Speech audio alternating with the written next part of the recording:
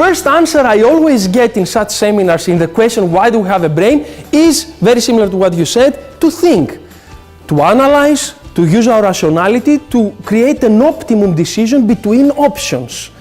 The brain exists to keep you alive. Survival, that's it. I will also add to survive and to thrive.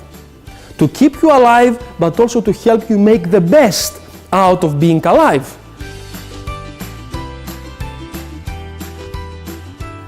And we have built a whole society, education, policy making, management systems, organizations, based on what this stupid rationality blah blah about. Just to let you know that the latest study by Nielsen is a big research company in the world, changed marketing completely because they found out that they can predict now 77% of buying behavior by checking your brain while you're watching the ad for the product that you go to buy. 77%. First time in history of marketing. Never before we could predict so much. We could be able to pierce into the future and say this is how they will behave. Never before. Communication completed. But that's an illusion. Because what we didn't get into account? Which results to what? What is the output of the brain? The input is stimuli. What does the brain has as an output? Bravo! This is it. Because marketing, management is not a thinking process. It's about behavior.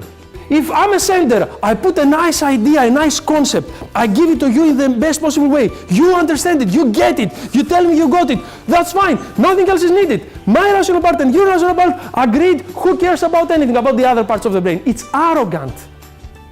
It's extremely arrogant, and this arrogance of our rational part, which is more on the left brain, has created most of the problems in society. Real communication has been achieved when we didn't mutually understand, maybe we didn't even understand, we didn't even agree, but we behaved commonly or mutually.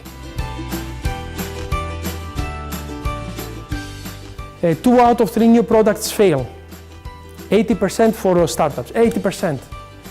Most of communications, I think it's more than 77% of communication, meaning marketing advertising, has been found to miss the objectives. So imagine I check your e-commerce site and you have 5 steps until I buy. We can know which step had the spiky cognitive load. So which step really you have to redesign to make it easy, okay? So Reptile is very strong. Reptile has all the habits. You want to create habit, you have to work with this. How did I call the midbrain? This is my favorite. Or puppy brain. The reptile will move only in extreme situations. Danger, survival hungry, creating babies, these kind of basic urges. Puppy will create the bonding, the relationship, the oxytocin that we said, loyalty. This is where you attack as a marketeer. Now, to summarize what we discussed, first, in neuromarketing and most in neuroscience, we put this person aside and we go directly to where the magic happens, which is your brain. Second, why we do this? Because if I see your brain, your total brain, I can understand better what is happening in you, and most importantly, I can predict better your behavior. Since communication is about behavior, marketing is about behavior, management is about behavior, business is about behavior. You understand how behavior happens, you understand business. Yeah, bravo! We are so happy. Thank you.